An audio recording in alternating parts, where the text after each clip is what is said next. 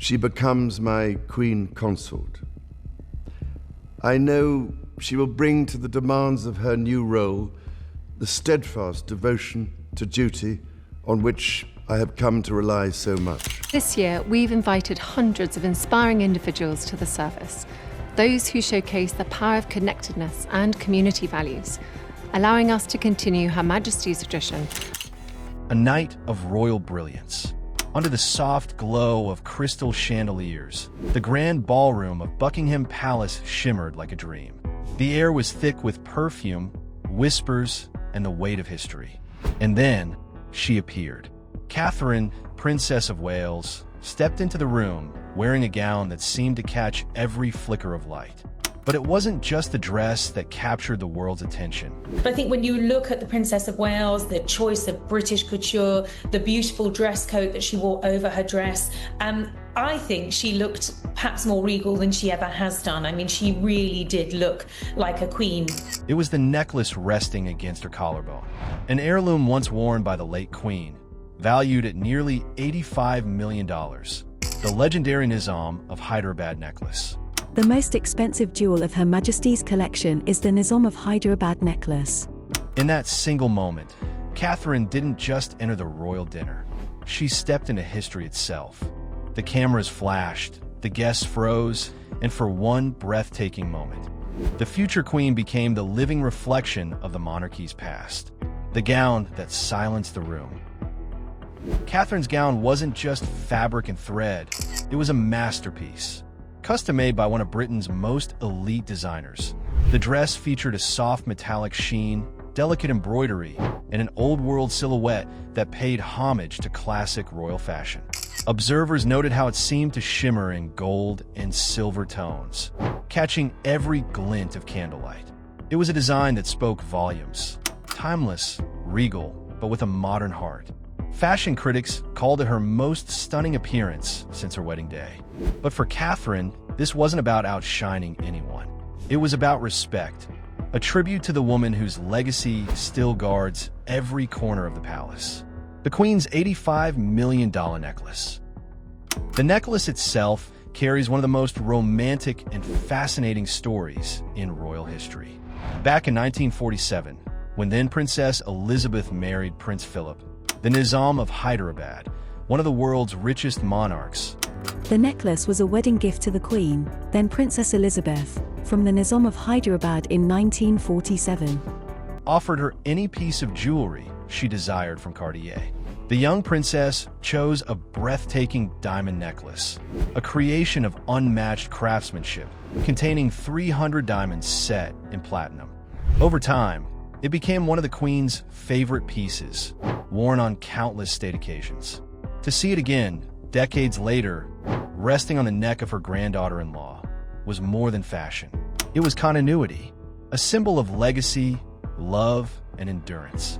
A statement of legacy. When Catherine chose to wear that necklace, it wasn't a random choice from the royal vault. It was a message. In a quiet, poised way she often communicates with the world, Catherine was saying, the crown lives on. Through grace, through dignity, through quiet strength. The necklace, a gift from one monarch to another, bridged generations.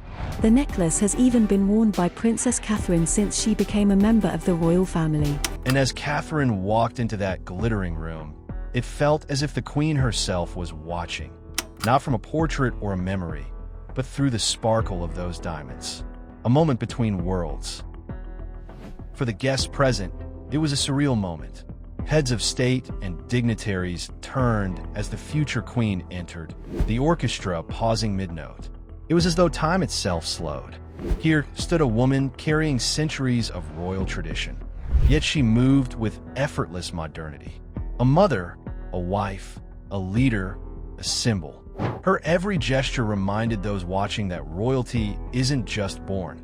It's earned through presence, poise, and grace under scrutiny behind the scenes. The preparation. In the days leading up to the dinner, the palace had been a hive of activity. Tailors, jewelers, and royal staff worked tirelessly, coordinating every tiny detail.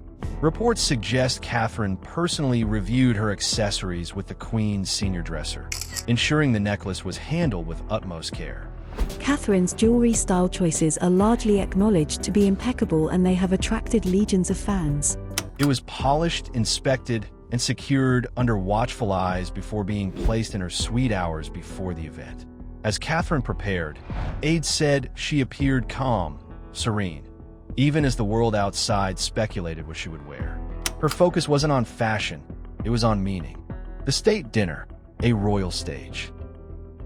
The occasion was one of the year's grandest, a royal state dinner honoring visiting dignitaries. White-gloved servants lined the halls, the royal table stretching endlessly beneath chandeliers. It's very rare they all get together like this for a visit by a foreign leader. They're doing it to make a point. They are aligning themselves very publicly today with the President of the United States, who they know actually believes in his heart fundamentally in the principles of free speech, as indeed do they.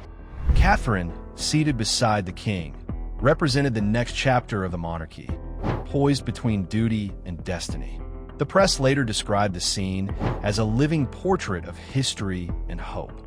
Each course, each toast, each smile carried centuries of ritual.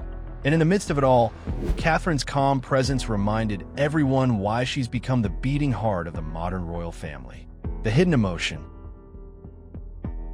Behind the calm exterior, insiders say the night carried emotional weight for Catherine.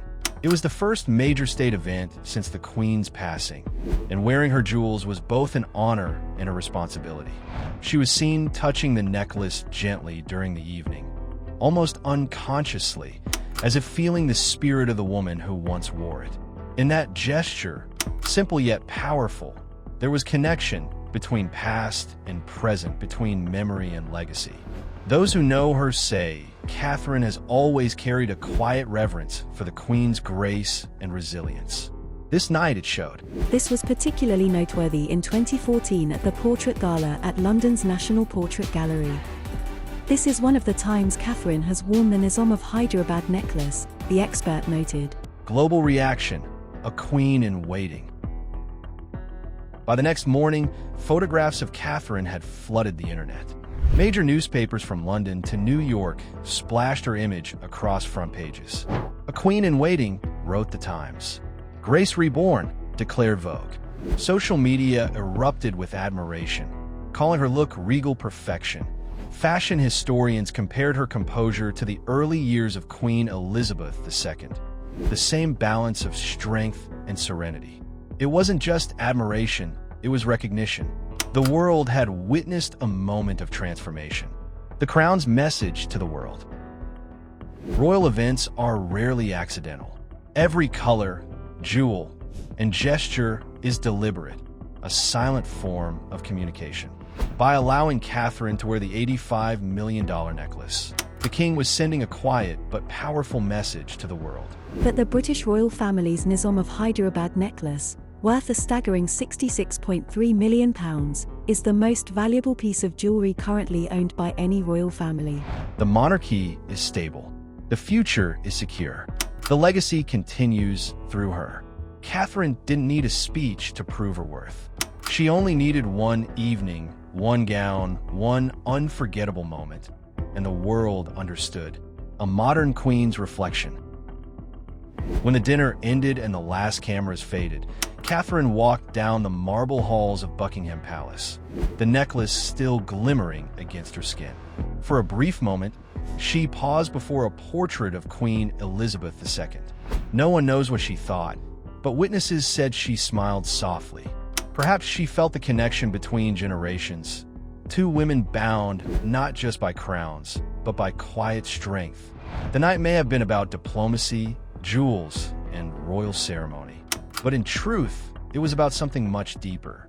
It was about continuity, about grace under pressure, and about a woman stepping fully into her destiny, not as a shadow of those before her, but as a light for those who will follow.